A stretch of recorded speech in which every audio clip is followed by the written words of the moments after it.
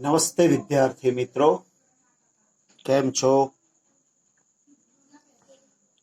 તમારું રિઝલ્ટ તમને મળી ગયું હશે અને રિઝલ્ટમાં એક પ્રશ્ન થયો હશે કે જે ખાલી જગ્યા આપણે ક્રિયાપદ વાળી મૂકી હતી એમાં કંઈક શેલ અને વ્હીલનો પ્રોબ્લેમ હતો. તો મિત્રો, તમે વ્હીલ મૂક્યું એ નો ડાઉટ સાચું જ છે કહેવાય અંગ્રેજીમાં, પણ સ્પોકનમાં અને જનરલ એ આઈ અને વી સાથે તમે વ્હીલ મૂકી શકો છો, પરંતુ જ્યારે વાત સ્ટડીની આવે એટલે કે અભ્યાસક્રમમાં આવે એટલે કે સ્કૂલ લેવલે જ્યારે તમે એક્ઝામ આપી રહ્યા હોય ત્યારે આઈ અને વી સાથે સેલ જ મુકાય છે. અને એક્ઝામિનેશનમાં જ્યારે તમે લખો ત્યારે તપાસવા વાળા પણ બોર્ડમાં પણ આઈ અને વી સાથે શેલનો જ આગ્રહ રાખે છે અને એ જ સાચું ગણાય છે. તો નેક્સ્ટ ટાઈમ ધ્યાન રાખજો.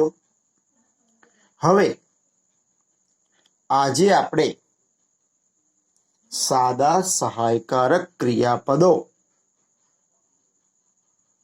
નો ઉપયોગ શીખવાનો છે. મિત્રો, આ પણ એક જાતના ટેન્સનો ઉપયોગ જેવું જ છે. અહીંયા પણ આપણે ક્રિયાપદનો યુઝ કેવી રીતે થાય છે એ શીખવાનું છે. સાદા સહાયકારક ક્રિયાપદો એટલે સિમ્પલ મોડલ ઓક્ઝિલરીઝ. તો આ સિમ્પલ મોડલ ઓક્ઝિલરીઝ કયા, અથવા તો આ સહાયકારક ક્રિયાપદો કયા? તો તમે જે ભણી ગયા એમાંથી shall, will, can, could, should, would, may, might, must એ સિમ્પલ મોડલ ઓક્ઝિલરીઝ છે. હવે તમે શેલ અને વિલ એ અગાઉ ભણી ગયા છો. આપણે સાદા ભવિષ્યકાળની અંદર કોઈ ક્રિયા ભવિષ્યમાં થશે એવું દર્શાવવા આપણે શેલ અને વિલનો ઉપયોગ કર્યો હતો.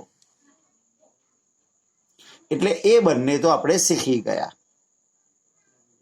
હવે તમારે અહીં can, could, should, would, may, might અને મસ્ટ એટલે કે આ 7 સહાયકારક ક્રિયાપદનો ઉપયોગ શીખવાનો છે.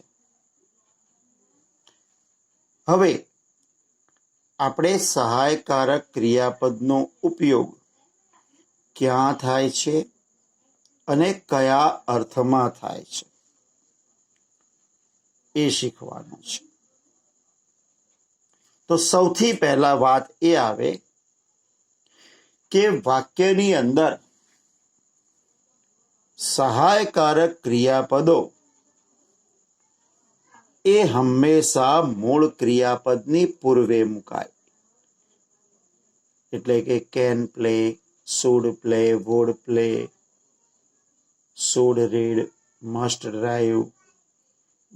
ક્રિયાપદ તમારું જે મૂળભૂત છે એના પૂર્વે મુકાય. મૂળ ક્રિયાપદનો ચોક્કસ ભાવાર્થ દર્શાવવા માટે તેનો ઉપયોગ થાય છે. મીન્સ કે તમે જે ક્રિયા કરી એની પાછળ જ્યારે કોઈ ચોક્કસ ભાવ હોય તો એ ભાવ દર્શાવવા માટે તમારે સહાયકારક ક્રિયાપદનો ઉપયોગ કરવો પડે. જેમ કે દાખલા તરીકે મારે કોઈને એવું કહેવું છે કે તમારે નિયમિત દવા લેવી જોઈએ, તો અહીંયા દવા લેવાની ક્રિયા છે, તમારે દવા લેવી જોઈએ. તો એ જે લેવાની જે ક્રિયા છે એ એની પાસે કરાવવાનો મારો ભાવ શું છે? તો કે સલાહનો છે. એવી રીતે કોઈ એમ કે તું 60 કિલો વજન ઉચકી શકે છે, તો તે 60 કિલો વજન ઉચકે છે એ સિમ્પલ સેન્ટેન્સ છે, ઉચકે છે. પણ જ્યારે મારે એમ કહેવું હોય કે તે 60 કિલો વજન ઉચકી શકે છે, કે મારે એવું કહેવું છે કે તેનામાં એટલી ક્ષમતા કે શક્તિ છે, તો આવા ભાવ માટે આપણે સહાયકારક ક્રિયાપદનો ઉપયોગ કરીએ છીએ. મીન્સ કે સહાયકારક ક્રિયાપદ એ ચોક્કસ અર્થ માટે એનો વપરાશ થાય છે. જ્યારે તમે એની વાક્ય રચના જુઓ તો વાક્ય રચના એ પ્રમાણે હોય કે પહેલા દરેકમાં આપણે કર્તા મૂકીએ છીએ, પછી જે ક્રિયાપદનું સ્થાન આવે ત્યાં તમારે જે તે અર્થનું સહાયકારક ક્રિયાપદ એટલે કે મોડલ એક્ઝ્યુલરીઝ MA એ જરૂરી સહાયકારક ક્રિયાપદ અને એની સાથે ક્રિયાપદનું મૂળ રૂપ વપરાય છે. જોકે જ્યારે વાક્ય પેસિવ વોઇસનું હશે ત્યારે વાક્યમાં મોડલ એક્ઝ્યુલરીઝ સાથે મૂળ રૂપ નહીં મુકાય, પરંતુ મોડલ એક્ઝ્યુલરીઝ સાથે બી અને ભૂતકૃદંત ક્રિયાપદ જે હોય એનું ભૂતકૃદંત મુકાય. જેમ કે મસ્ટ બી રીડ, બરાબર, can be can be lifted, should be return, એટલે કે બી વત્તા ભૂતકૃદંત એની સાથે મુકાય છે. તો મિત્રો, હવે આપણે આપણા મોડલ ઓક્ઝિલરીઝને ભણવાની શરૂઆત કરીએ. સૌથી પહેલા આપણે મોડલ ઓક્ઝિલરીઝ જે ભણવાનું છે એ છે કેન. હવે મિત્રો, કેનનો યુઝ તો તમે અગાઉ પણ પ્રાઇમરીના સેક્શન્સમાં એટલે કે પ્રાઇમરીના જે ધોરણો હતા એમાં ભણી ગયા હશો, એટલે તમે આ વિશે ઝડપથી ખ્યાલ આવી જશે. તો કેનનો ઉપયોગ કરીએ છીએ આપણે એવું દર્શાવવા કે કર્તાની અંદર કોઈ ક્રિયા કરવાની શક્તિ કે ક્ષમતા છે, એટલે કે કર્તામાં કોઈ કાર્ય કરવાની શક્તિ કે ક્ષમતા છે એવું દર્શાવવા માટે આપણે કેનનો ઉપયોગ કરીએ છીએ. મીન્સ કે કર્તા કોઈ ક્રિયા કરી શકે છે, આપણે એવું કહીએ ને તે આમ કરી શકે છે, તો આ જે શકે છે આવે છે ત્યાં આપણે કેનનો ઉપયોગ કરીએ છીએ. ઘણીવાર કેનનો ઉપયોગ આપણે વિનંતી માટે પણ કરી શકીએ, પણ જ્યારે વિનંતી કરતા હોય ત્યારે એવા વાક્યમાં એ પ્રશ્નાર્થ હોય છે અને વાક્યની શરૂમાં હોય છે, બરોબર. તો યાદ રાખો, જ્યારે કોઈ ક્રિયા કરી શકે છે, આ કરી શકે છે અગત્યનું છે. જેમ કે હું અંગ્રેજી બોલી શકું છું, તે પાણીમાં તરી શકે છે, ઘોડો ઝડપથી દોડી શકે છે. તો આ શકે છે પાછળ આવે ત્યારે આપણે કેનનો ઉપયોગ કરવાનો છે.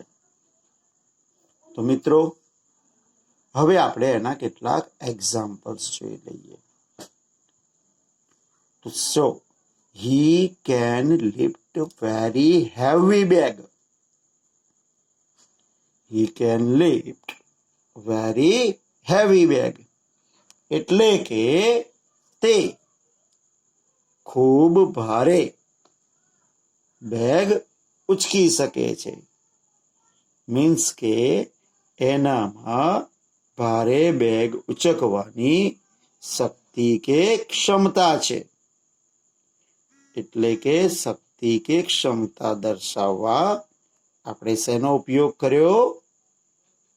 તો કેનનો. હવે બીજું example. Neha can dance very well, એટલે કે નેહા ખૂબ સારું નૃત્ય કરી શકે છે. એ નેહાની ક્ષમતા બતાવી છે. નેક્સ્ટ.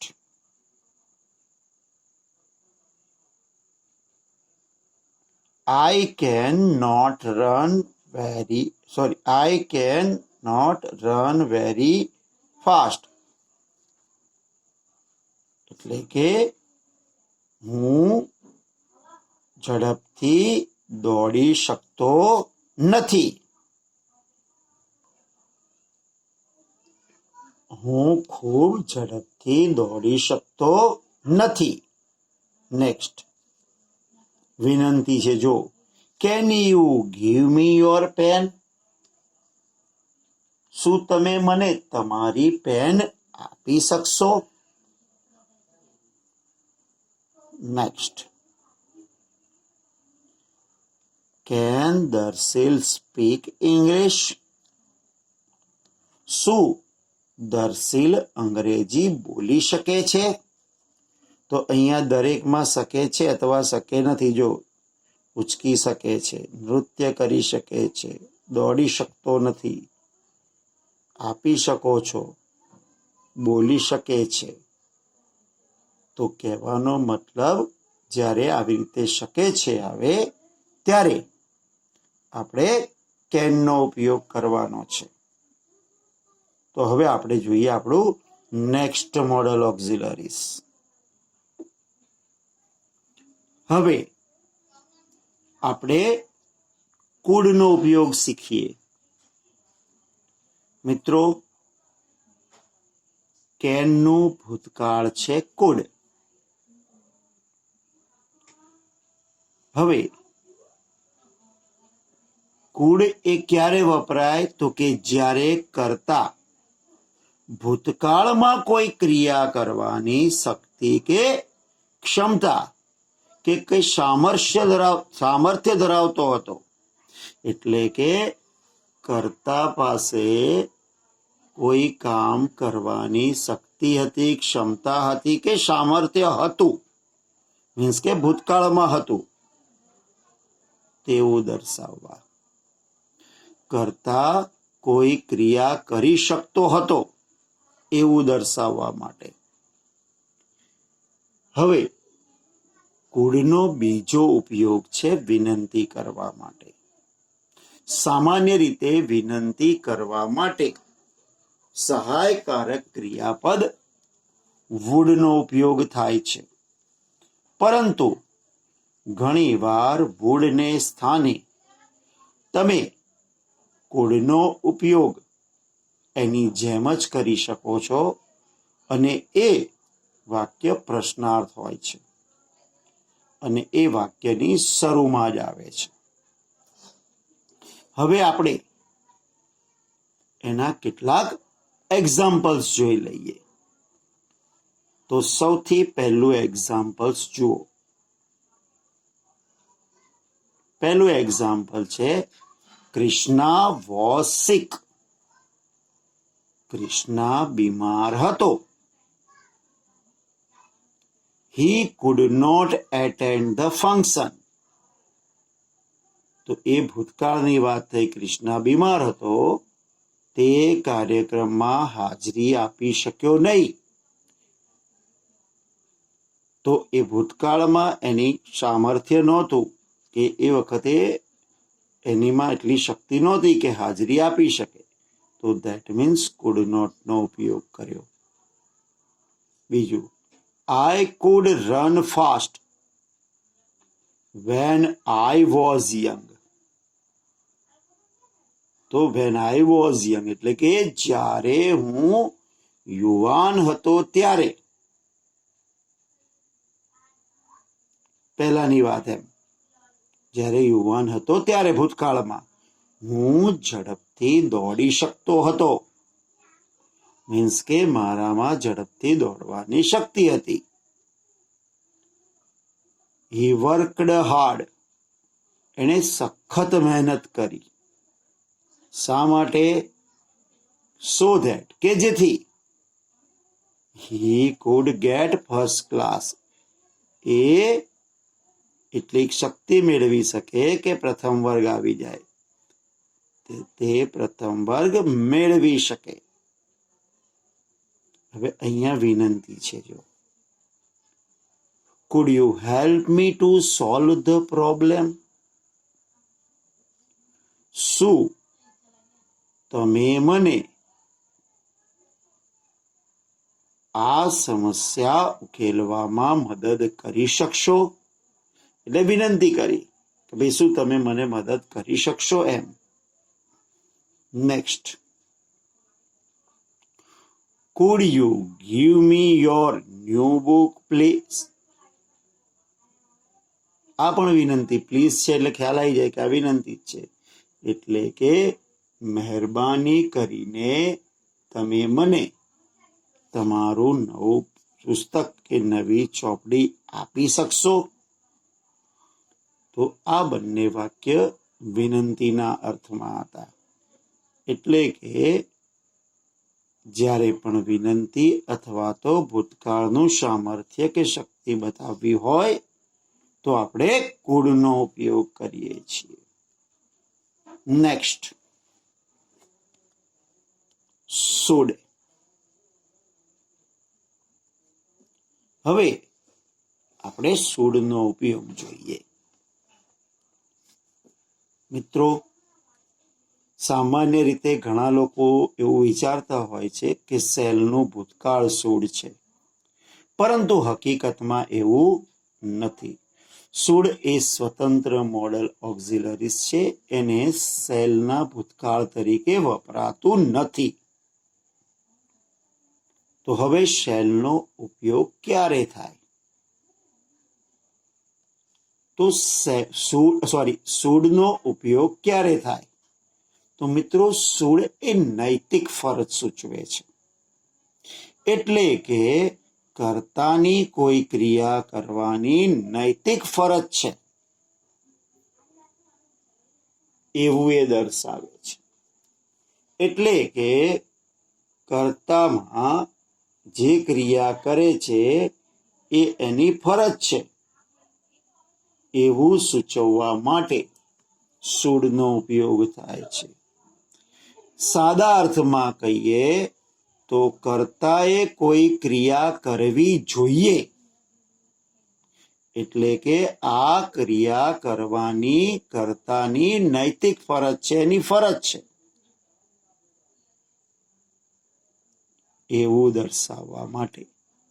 મિત્રો, ઓલામાં જેમ શકે છે, શકતો હતો એવું આવતું. અહીંયા સાદી ભાષામાં કહું તો જ્યારે આપણે એવું કહેવું હોય કે આમ કરવું જોઈએ, વહેલા જવું જોઈએ, વહેલા ઉઠવું જોઈએ, હોમવર્ક નિયમિત કરવું જોઈએ, પાછળ આ રીતે ફરજ દર્શાવતા હોય ત્યારે એ should નો ઉપયોગ થાય છે. નેક્સ્ટ, ઘણી વાર સલાહના અર્થમાં, એટલે કે આમ કરવું જોઈએ એવી જ્યારે આપણે કોઈને સલાહ આપતા હોઈએ ત્યારે એ સલાહને દર્શાવવા માટે should નો ઉપયોગ થાય છે. હવે આ should ના એક્ઝામ્પલ્સ જોઈ લઈએ. પહેલું example, we should respect our elders. Elders એટલે વડીલો. તો આપણે આપણા વડીલોને માન આપવું જોઈએ. એટલે કે વડીલોનું માન રાખવું એ આપણી નૈતિક ફરજ છે. The students should work regularly. તો વિદ્યાર્થીઓએ નિયમિત રીતે કાર્ય કરવું જોઈએ. મીન્સ કે વિદ્યાર્થીની ફરજ છે કે એને નિયમિત કામ કરવું જોઈએ. The rich should help the poor. The rich એટલે પૈસાદાર લોકો, સમૃદ્ધ લોકો, અમીરો. તો અમીરોએ એટલે કે પૈસાદાર લોકોએ ગરીબોની મદદ કરવી જોઈએ. The students should not smoke. એટલે કે વિદ્યાર્થીઓએ ધૂમ્રપાન કરવું જોઈએ નહીં. મીન્સ કે આ સલાહ છે. બીજી બી તમને એકાદ બે વાક્ય કહી દઉં સલાહના, કે દાખલા તરીકે you should take medicines regularly. તમારે નિયમિત દવા લેવી જોઈએ. You should walk 5 kilometre daily. તમારે રોજ 5 કિલોમીટર ચાલવું જોઈએ. તો મિત્રો, આ હતો તમારો શુડનો ઉપયોગ. હવે બીજા આગળ 4 મોડલ એક્ઝિલરીઝ છે. બધાનું એક સાથે ચર્ચા કરવી શક્ય નથી, એટલે એના માટે આપણે એને પાર્ટ 2માં લઈ જઈશું. તો હવે આ જે પાર્ટ 1 તમે ભણ્યા એની એક્સરસાઇઝ અને એનો હોમવર્ક જોઈ લઈએ. અને એના પછી આપણે લાસ્ટ ટાઈમ જે તમને એક્સરસાઇઝ આપી હતી એના જવાબ હું તમને કહીશ. સૌથી પહેલા આપણે વાત કરીએ આપણા હોમવર્કની.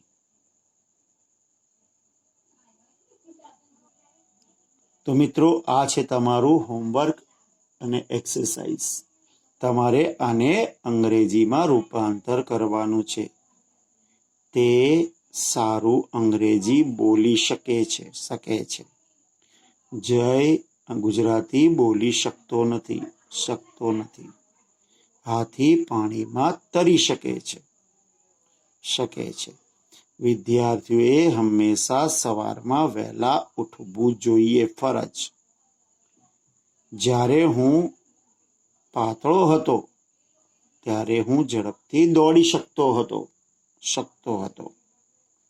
મારા દાદા ખેતરમાં કામ કરી શકતા હતા. એટલે આ ભૂતકાળની ક્ષમતાઓ બતાવે છે. નેક્સ્ટ, આ વિનંતી છે. મહેરબાની કરી તમે મને તમારું સરનામું આપી શકશો? આ વિનંતી છે કે શું તમે મને તમારું સરનામું આપશો એમ.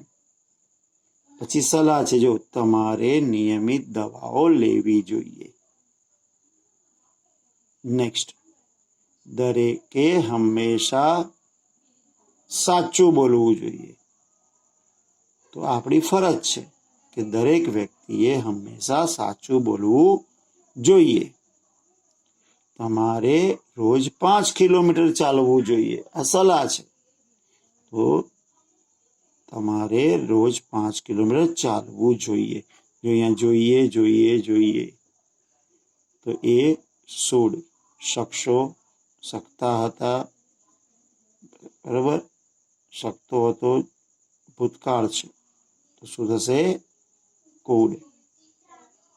ઉઠવું જોઈએ એટલે શુડ. શકે છે તો શકે નહીં, તો ધેટ મીન્સ ત્યાં કેનનો ઉપયોગ થશે. તો મિત્રો, આ હતી તમારી એક્સરસાઇઝ કમ હોમવર્ક. હવે હું તમને તમારા જે લાસ્ટ ટાઈમના એક્સરસાઇઝ હતી એના જવાબ કહી દઉં. જો, coolies are on strike. કુલી હડતાલ પર છે. વર્તમાન કાળની વાત છે. તો એનો મતલબ એવો થયો કે મારે મારું લગેજ ઉચકવું પડે છે. તો શું આવશે? આઈ હેવ ટુ કેરી. આઈ ખાલી જગ્યા a song tomorrow in my class. તો અહીંયા ટુ બી નું રૂપ. આઈ જોડે શું આવે? એમ. તો I am to sing a song in my class. She ખાલી જગ્યા ટુ ખાલી જગ્યા a new dress. તો ઈચ્છાની વાત છે. She is to buy. Mister Patel ખાલી જગ્યા તો ગોઈંગ ટુ. તો mister Patel is going to visit. I was ill. હું બીમાર હતો. But I have to go to school. Sorry, I had to go to school. અહીંયા વોઝ ભૂતકાળ છે તો આનું ભૂતકાળ થઈ જાય. I had to go to school. મારે શાળાએ જવું પડ્યું. નેક્સ્ટ, છઠ્ઠું. હી ખાલી જગ્યા ઇન સ્કૂલ ક્વિઝ કોમ્પિટિશન. તો he is to take part. To be નું રૂપ આવે એટલે ઇઝ એમ આર. તો he is to take part in school competition. Neha ખાલી જગ્યા વોચ નેક્સ્ટ વીક. ભૂતકાળ છે ને ગોઈંગ ટુ. તો is am are going to. તો Neha is going to buy.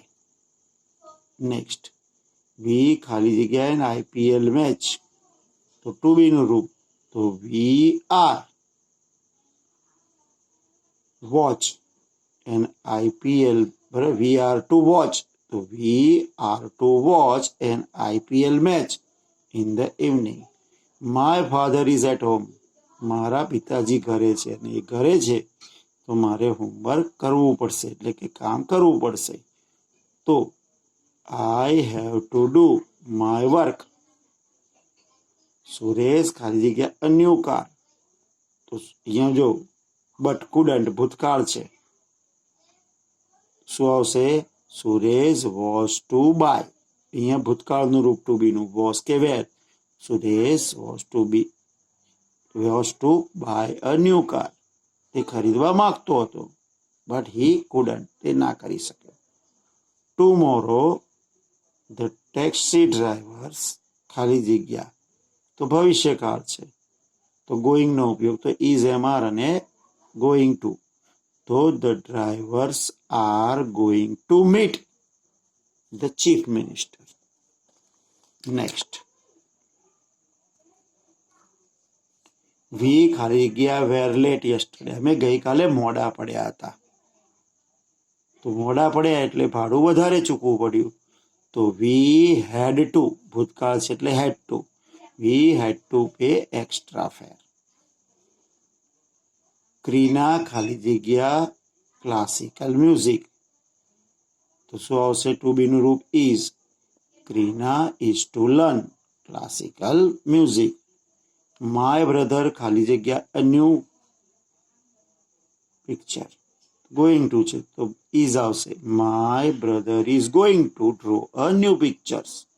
Next, Mansi ખાલી જગ્યા admission in Vadodara because there is no college.